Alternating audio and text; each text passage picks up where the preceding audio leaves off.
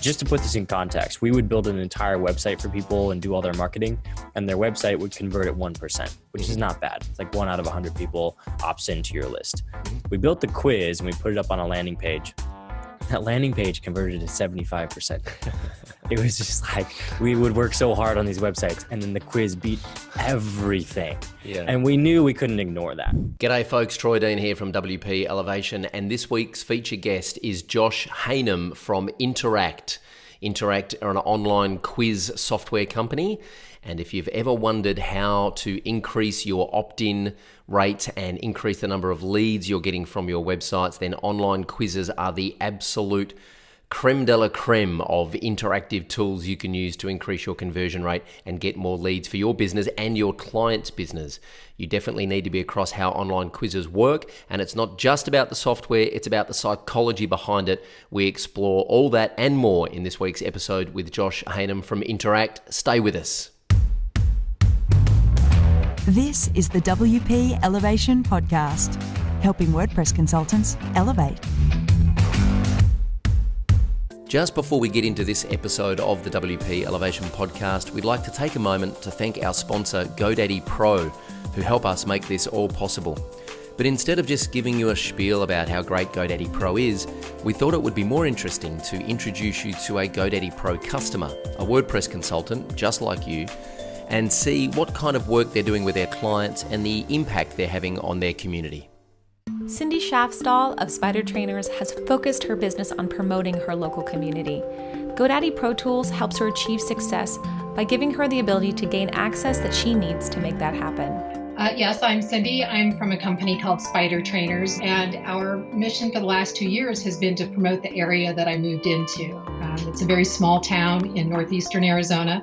We live in towering pines. It's absolutely lovely, but it's also very small and sort of, I don't want to say slow, but they're maybe slow to catch up. So they haven't been introduced to new technology. So when I came up here, very few people even had websites. And the town was one of the organizations that didn't have a website. And I realized that as an entrepreneur, I could have a direct impact on the town's success in marketing themselves as a tourism or as a tourist destination.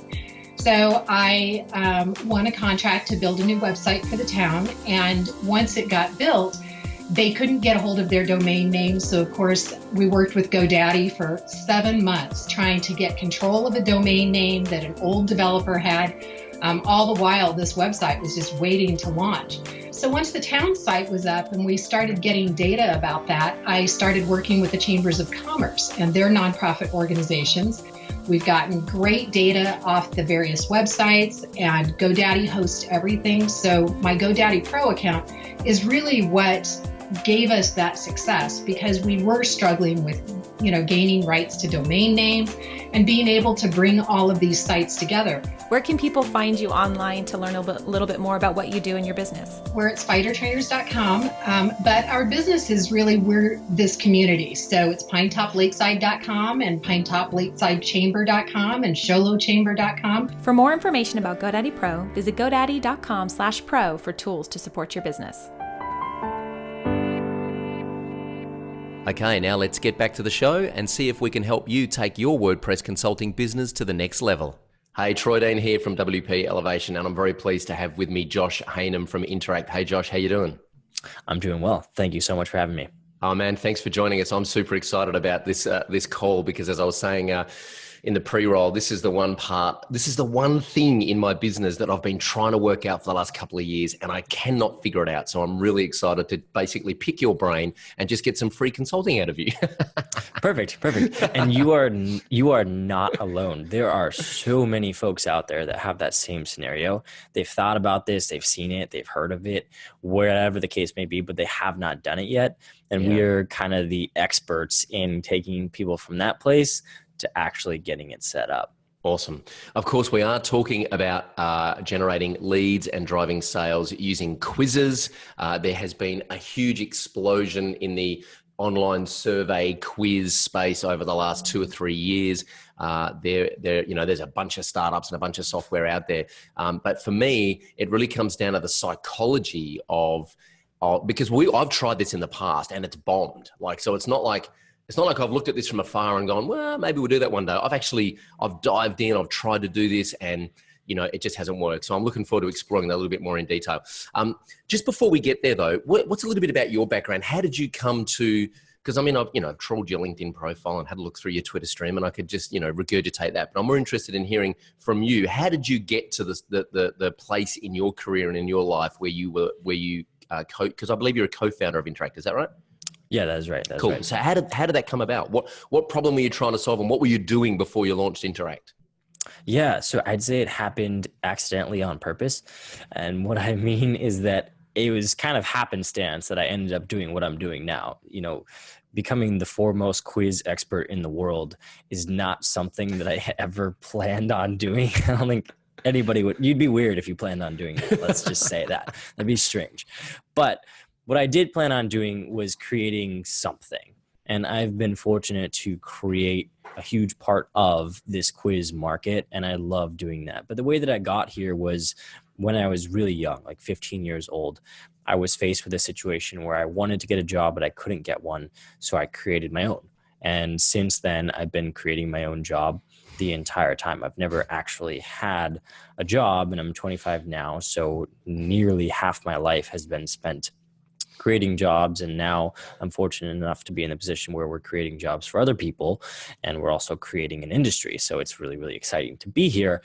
But again, it's kind of accidentally on purpose. Wow, that's awesome.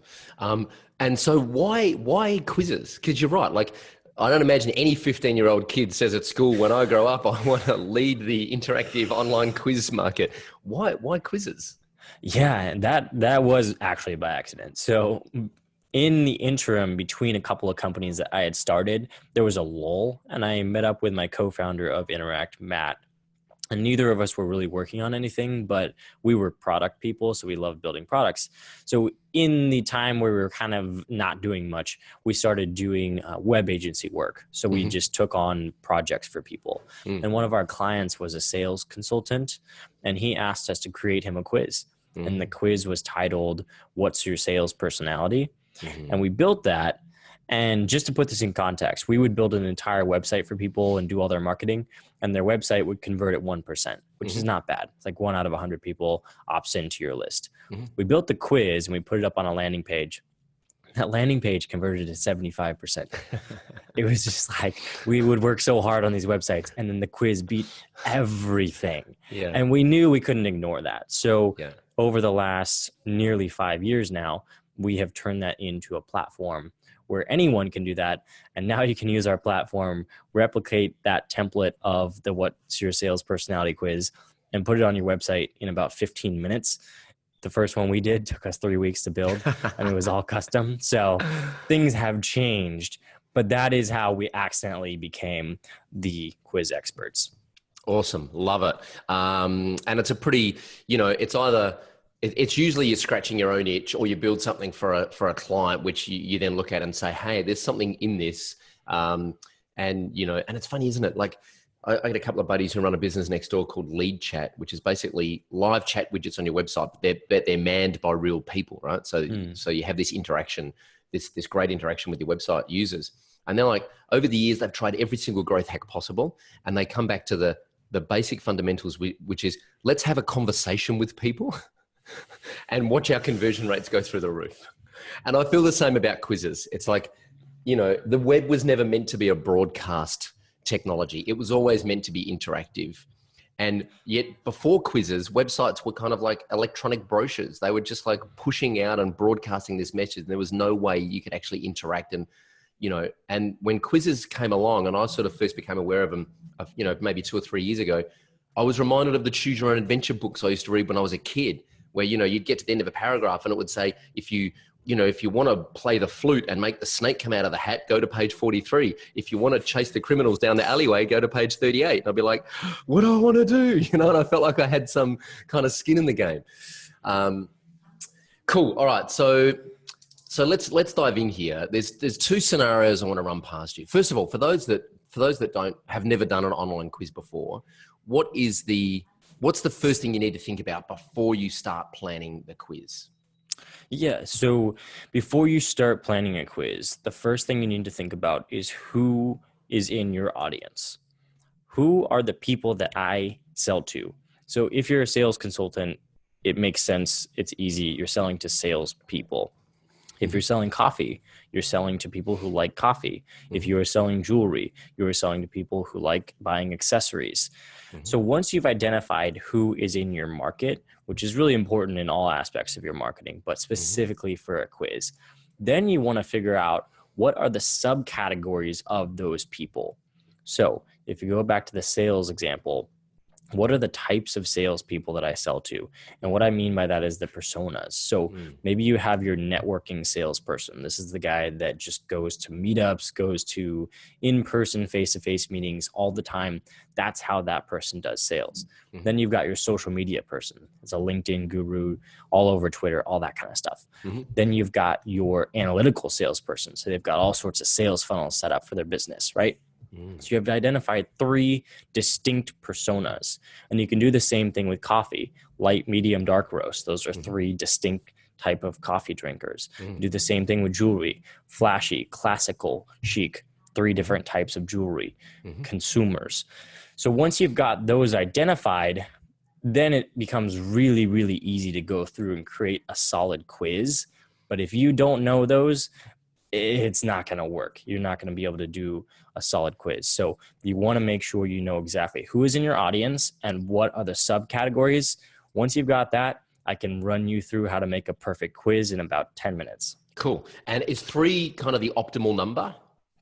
Anywhere between 3 and 7. So depending on the types of people you sell to, maybe they are very different. You know, if you're selling to people and it's clothing, there's lots of different styles. If you're selling to people and it's coffee, there might not be as many. Like, you know, it might be limited to light, medium, dark. So it really depends on your industry, but 3 to 7. Sure. And so then before we get into actually how to construct a quiz, what happens at what is the purpose of putting a quiz up on the website? What happens at the end of the quiz?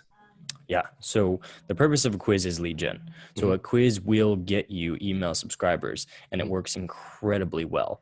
When you replace a standard opt-in lead magnet with a quiz, we are seeing opt-ins double on average, like average doubling, not just some case study. Across all the customers we have, it doubles. So you put it on your website, you replace the existing opt-in offer, or on Facebook, replace the existing opt-in offer, get twice as many leads. Awesome. I'm excited about that because I'm looking at a Hotjar dashboard right now on a big screen in the office, and our current landing page is converting at about 35%. So if I'm going to run a quiz and I can get to 70%, I'm very excited about that. Yep. Awesome. And so at the end, typically speaking, my experience with quizzes is you go through a series of questions, you answer the questions, you kind of get led down a path based on your answers. And then at the end of the answers, you sign up for either your results or a scorecard or some kind of helpful report or lead magnet that will help you solve your specific problem based on what you've told the quiz and the way that you've answered those questions. Exactly. Yep. Cool. That's how it works. Okay. So how do you feel about like just me coming up with an example and let's just kind of like, brainstorming one on the fly? Let's do it. Perfect. So let's say, for example, most of the audience listening to this podcast are web developers or website consultants, and they need more leads. They want more clients to come in to engage them, to build websites or run marketing campaigns or do email marketing campaigns or SEO services, or whatever it is. So if I'm and they're specifically WordPress, consultants or WordPress developers. So if I'm in that space and I need more clients for my web design agency, how do I start to think about that? And how do I start to break down and plan my quiz? Yeah. So let's break it down a little bit. So are we going after individual businesses that we want as clients on WordPress? Yeah, I think so. Yep. Okay, cool. And are we taking them and building their first initial web presence, or are we kind of maintaining something they've already got? That's a very good question. So let's say maintenance plans are big in our industry. We call them website care plans, and they're kind of like the holy grail of the business model because they're a recurring revenue subscription. So let's say we want to attract more clients for our website care plan business. Perfect. So the one that I would go with, and we've had a lot of success with this one, is what type of business owner are you? So if you're selling to individuals who run websites, they are business owners. They're running an online business. So one thing that's really going to be important is if we go back to that model that we set up where we need to figure out who is in our audience. Our audience is business owners. Now we need to break that down. What are our types of business owners? So within people who run websites, you've probably got a couple of distinct business owners. So there's going to be a social media person. There's always that persona. There's always that person that's huge on social media. So that's the social media gurus. That's our social media guru business owner. Then we're going to have the old school one. There's always this group of people that just likes to do things the old fashioned way. So the old school business owner. And then you've got the entrepreneurial business owner. So this is the person that's thinking about what's new. This is the opposite of the old school business owner. So we've got our three distinct personas, and you could add more if you would like, but we'll go with three to keep it simple for this quiz. So now we've got our outcomes, and we've got our title of our quiz. Now, going back to the title of the quiz, what type of business owner are you is very important because it fits into our template of what type of blank are you. And a little secret here, 70% of the quizzes made on the Interact platform, and we've done 45,000 quizzes to date, 70% have that same title template. Wow. Because it works. Right. It works. And the reason so it works. Don't mess with it because it works. Don't mess with it. Number one rule, don't mess with that title template. The reason it works is because people love to find out about themselves. People really, really, really like to learn something about themselves. So in this case, you're going to find out what type of business owner you are. So we've got our results.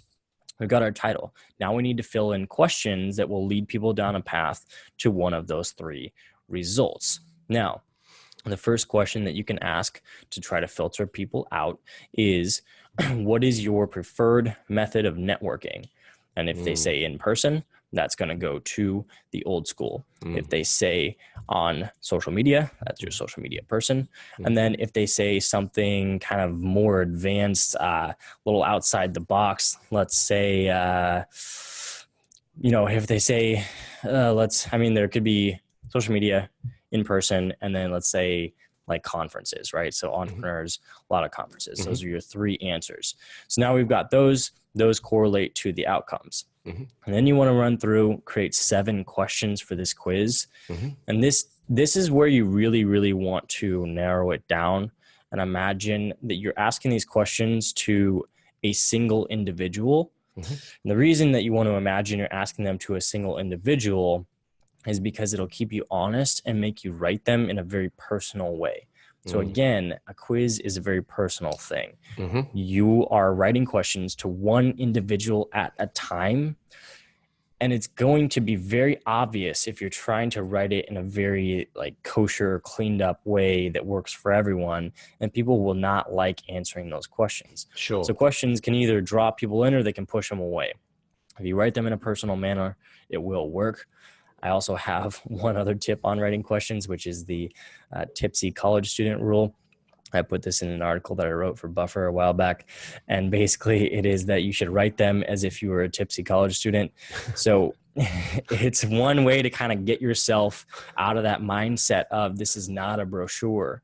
This is you asking questions to another individual one at a time. And it's super, super important to remember that. So kind of like drop your guard a little bit, be a little authentic and be a little vulnerable. Right. Yeah. I mean, the best quizzes I've ever seen are a little weird. They're a little quirky and they understand who they're trying to reach. They understand the types of strange things these people say, the answers that they might have. So as you're writing those 7 questions, just imagine that it's an actual client and you're having a real conversation with them, and it's just a free-flowing conversation. So 7 questions, each of them should have at least 3 answer choices so that you can correlate to those results that we came up with, which is three personalities. So you've got your questions now, your title, and your results. Within the results, you want to write short descriptions, so something along the lines of 3 to 4 sentences. Keep them all very positive. You have to make your results descriptions positive, even if you say they're old school and maybe you don't really work with old school clients because that's just not a good fit for you. Still be very positive because no one shares anything negative about themselves. It's not a thing that we do, like people's Facebook feeds. So you got to keep them positive. Rainbows and unicorns, man. Exactly. So keep them positive. and then add images throughout the quiz. So when you're writing quiz questions, the question itself should be text, and then the answer should be represented by an image. And the reason for that is a lot of people will take these on their phones, and if you're asking them to read through all that text, it's gonna be a lot. But if they just read the sentence and then they look at the pictures to choose their answer, they will finish the quiz twice as fast. Wow. So 7 questions with image questions takes 2 minutes to complete. 7 questions with text answers and text questions takes 4 minutes to complete. So we get people through twice as fast. And 2 minutes is the sweet spot, which is why we say 7 questions. But you got to make sure that your answer choices are represented by images. So you've got your title. Also on the title, there's going to be a cover photo for the quiz. As you've seen these quizzes, a lot of them have cover photos. That cover photo should be one person. So one person on the cover photo, and we ran a test and we found that one person gets the most clicks because our eyes are naturally drawn to faces, but it doesn't work if you have multiple faces. It only works if you have one. So one person on the cover photo, probably a business owner in this example. Text questions, images for each answer choice, 7 questions. And then you have your results, 3 to 4 sentences with an image that represents each one. Each of those results will have a call to action button.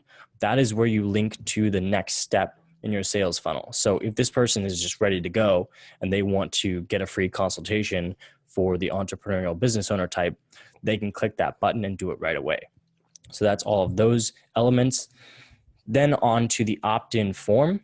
And the way to formulate the opt-in form is say, enter your email to see your business owner personality type. So now it's personalized to the quiz. And then you also want to say, and get free resources on how to improve your business based on your specific business owner personality. So now you're promising to send specific resources to them based on their outcome, which you will do. So when you do connect this up to your email marketing automation program, you'll see a drop down next to each result of which sequence you want these people to go on, depending on which outcome they get. And so then you'll be able to craft those sequences in your email marketing program that go out to people based on their specific type. But you want to tell them that you're going to do that, because that's a huge draw. Like, I'm going to get personalized stuff just for me. So that's perfect. So those are the elements of creating the actual quiz. And then in terms of promoting it, within the Interact platform, you can add the script to your website and it will turn it into a pop-up on your site and into an announcement bar on your site. So if you've got an existing ebook that's already a pop-up and an announcement bar, turn that off, turn this on, double your conversions. Gotcha. Okay, so there's a bit to unpack here. A couple of things. If I'm using images as my answers, and let's say, for example, I've got a question that's like, what's your favorite social media network? Instead of writing like Facebook, LinkedIn, or Twitter, I could just use the logo, like a Facebook, Twitter, LinkedIn logo, because that's easier to click on. It takes less time. Okay. Exactly. Gotcha. Yep. So sort of think strategically about how you can make those answers, turn those answers into images, but still make them really obvious, not cryptic. Yeah, exactly. And, sometimes what you'll end up doing is making icons and using those as the images. So if you have something that doesn't really get represented well by an actual picture, you can use an icon, an image icon, and that will still represent the text. They don't have to read the text. Got it. Some questions like, are you a man or a woman? What's your age group? They might just be simple text answers because it's only like one word in each answer. Exactly. Yes. You can have a mix, but you want the majority with the images. Okay. Cool. So now I've answered the questions. I've gone down the funnel. It turns out, let's say I'm an old school business owner and I have a fax machine in the corner and I still, I play golf every Friday afternoon with my old school buddies. And so I've opted in. So my results at the end of the quiz, my results are kind of given to me. I'm kind of, it said, you're a traditional business owner versus old school. And, the benefits of that are blah, blah, blah, blah, blah. Congratulations. We're going to send you this free report based on your specific use case. Tell us where to send the report. And I put my name and email address in. Then how does Interact, I'm assuming that Interact integrates with my email service provider just by being able to tag that contact or place them in a certain list in MailChimp or Infusionsoft so that they then go into the right follow-up sequence. Is that right? Yep, exactly. Cool. And I do notice that you also integrate with Zapier, yeah? Yep. Great. So I had a question, which is a little kind of off topic, and it's more kind of a business question about Interact, but how important was it for you guys to have an API that integrated with things like Zapier versus just saying, well, you can integrate with Aweber and MailChimp and Infusionsoft, but they're the only three. How important was it to open the API up for Zapier? Has that kind of helped grow the user base because now there's more flexibility around integrations?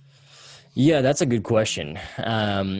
It's helped and it also hasn't. So I bet it's increased support tickets, right? yeah, I mean, Zapier is good because if you do have an edge case, you can handle it. But we actually found that a lot of people weren't willing to take that extra step. So what actually opened the door up for us even more than Zapier, actually drastically more, was having native integrations with everyone. So we've got 15 or 16 native integrations now. Yeah. So everybody, we have 90% plus of the email marketing market directly integrated. And that's what really made a difference. When we just had MailChimp and Aweber, there was a lot of questions about, oh, do you have GetResponse? Oh, do you have Drip? Do you have ConvertKit? Whatever. Yeah. And that was tough. But it was really more important to have the native integrations because people don't like taking the extra step. Yeah, gotcha. Cool, interesting. Okay. So now I think one important thing to note is that just because someone sees a Facebook ad, and especially for the web consultants that we're talking to here, just because someone clicks a Facebook ad, answers a couple of questions in your quiz, gets the free report based on their answers, it doesn't mean that that person is ready to invest, $1,000 or $5,000 or $10,000 with your company, right? There's still a sales cycle that kind of needs to happen before you build enough trust with that person to turn them into a customer. Can you speak a little bit about that? Because I think some people's expectations are, wow, these quizzes are blowing up my opt-in rate to, over 60%, but, how come I'm not making any sales? And it's typically because the follow-up sequence hasn't sort of been built out.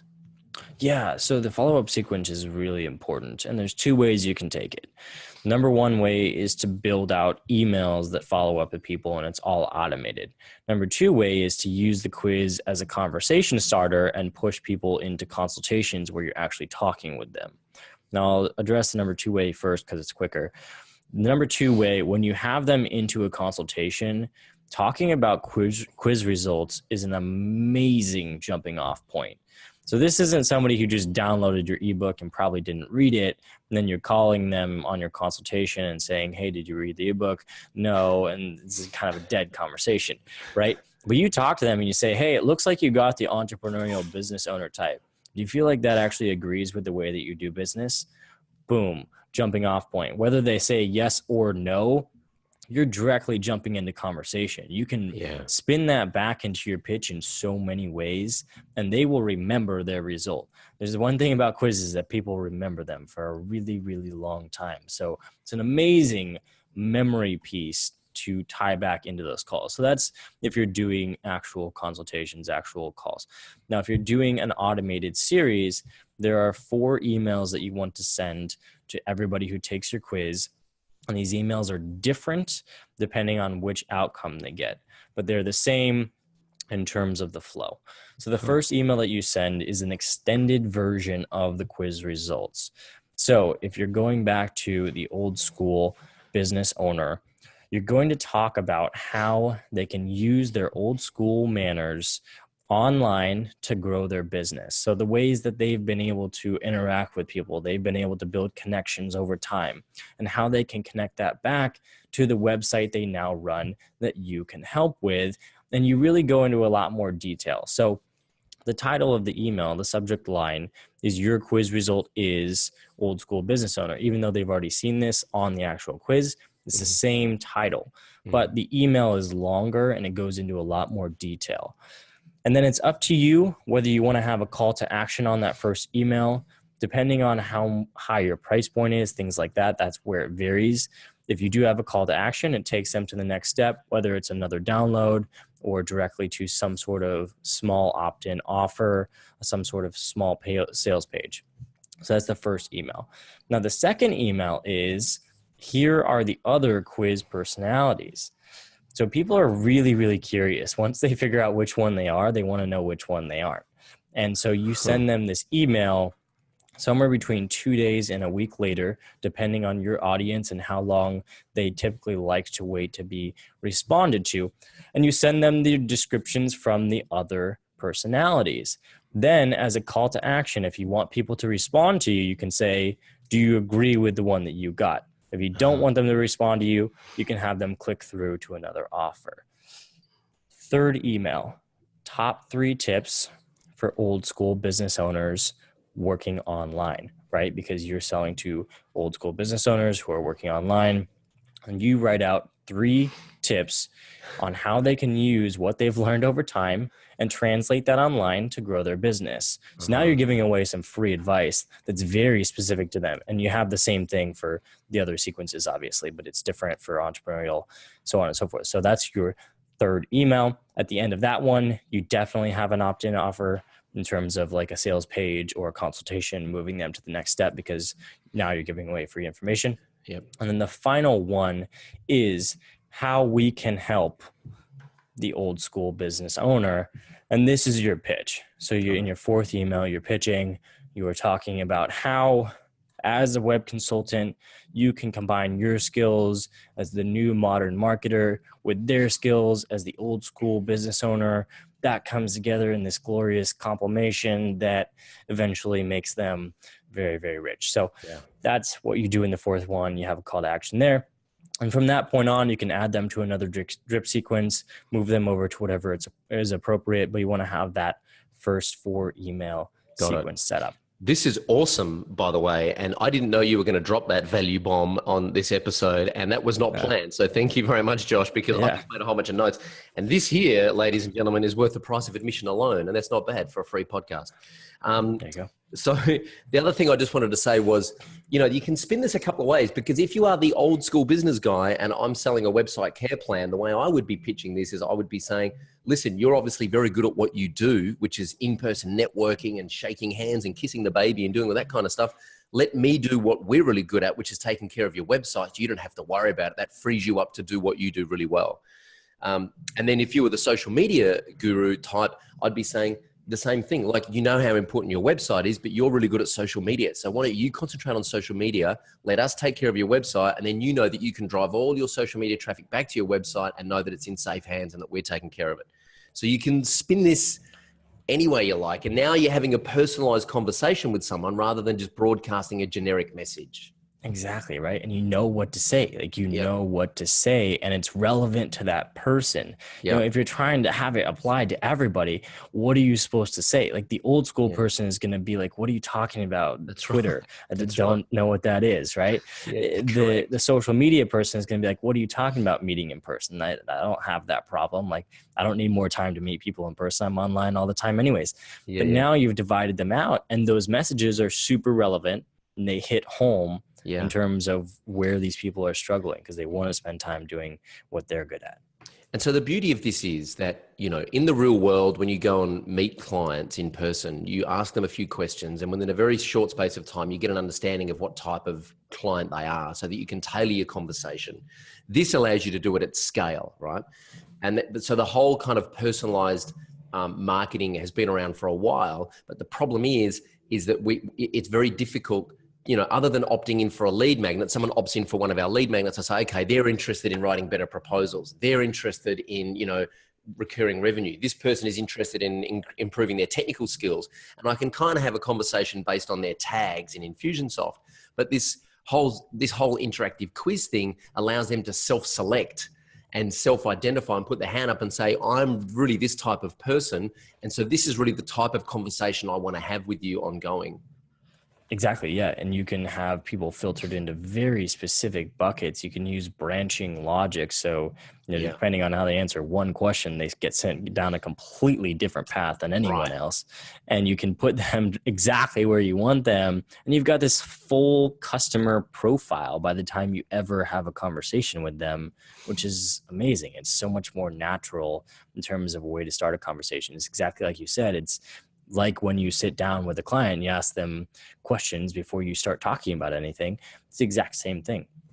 So that was my next question, actually. It was about one of the questions I've got here was about the branching logic, because I know some platforms basically say, well, if you answer A more than B, then you're type A personality, but I can't really do anything with your answer to question number 4 because you're kind of just grouped into this generic bucket. But you're saying that we can, with Interact, that we can actually segment based on individual answers of individual questions. Yeah. So not only can you segment in the actual quiz, so you can have people go down a different path, but you can segment in your email list. Like if somebody answers question 2, answer B, I want to put them on this MailChimp list. Wow. You can do that. You can use any single data point from the entire quiz, any answer to any question. You can tag them. You can add them to a list. You can add them to a sequence, any of those things based on any specific question or answer or results. You can get crazy specific with it. That's awesome. That's very, very cool. Integration wise, I'm just checking out your website here. You guys integrate with all the big players: Marketo, HubSpot, Salesforce, Infusionsoft, ConvertKit, Acton, Ontraport, Drip, ActiveCampaign. That covers just about MailChimp, Campaign Monitor, and Aweber, GetResponse. It covers just about everyone, which is very cool. And also Facebook ads. So tell me how the Facebook ads integration works. Yeah. So you're going to want to track your cost per conversion, right, with Facebook ads. So you can add the pixel to the quiz, and then you can have the conversion event be somebody completing a quiz and opting in. Then the other thing you can do is you can have all the information from the quiz sent over to Facebook. So you can you can have different retargeting based on which personality somebody has. So we've had retail brands. Really? We've had retail brands retarget people based on their personality, and their click-throughs from those retargeting are 2.3x their typical click-throughs on their ads. So they're 230% increase in click-throughs because they're showing you, the chic product line when you just took this quiz and you got chic as your result. Now all these ads are following you around Facebook and Instagram showing you chic products. Right. It's crazy. And that would be even before I've opted in at the end of the quiz, right? From a remarketing point of view. So like if I bounce out halfway through the quiz, I could just remarket them back to the quiz to finish the quiz. Exactly. You can remarket them back once they finish it. You can remarket based on which result they got. Wow. That's insane. Okay. That's very, very cool indeed. Awesome. Hey, this has been super, super helpful. I'm respectful of everyone's time, and we do try and keep these episodes pretty short and punchy. Where can people reach out and learn more about the Interact platform? Yeah. So our website is tryinteract.com, tryinteract.com. Awesome. I'm going to link everything we've spoken about and do a detailed summary in the show notes here. Thank you very much, Josh Haynam, for being a part of this. And I'm definitely going to take Interact for a spin, and I'm going to report back my results. All right. Well, thank you. Awesome. Thanks, Josh. Take care. Well, I hope you enjoyed that episode of the podcast as much as I did. My head is spinning with ideas on how we're going to use interactive quizzes here at WP Elevation. And I spoke to Josh after the interview, and he agreed to come back for a deep dive webinar to show you exactly how to set up one of those quizzes that we talked about during the podcast to help you get more clients for your WordPress consulting business. So keep your eyes on our website and on your email and on the podcast and on our Facebook page for more information about that webinar coming up in the coming months. Hey, if you're enjoying the podcast, please subscribe at wplelevation.com/iTunes. It really helps us come up in the search results and get our podcast in front of more WordPress consultants. And leave us a rating and a review. And of course, hit us up at wplelevation.com on the blog and leave us a comment. The show notes for this episode will be at wplelevation.com/Josh Haynam. That's JOSHHAYNAM. All one word, all lowercase. thanks for being a part of it. I love having your company here, and I look forward to bringing you more content on the podcast here at WP Elevation. Until I talk to you again, my name is Troy Dean. Go Elevate.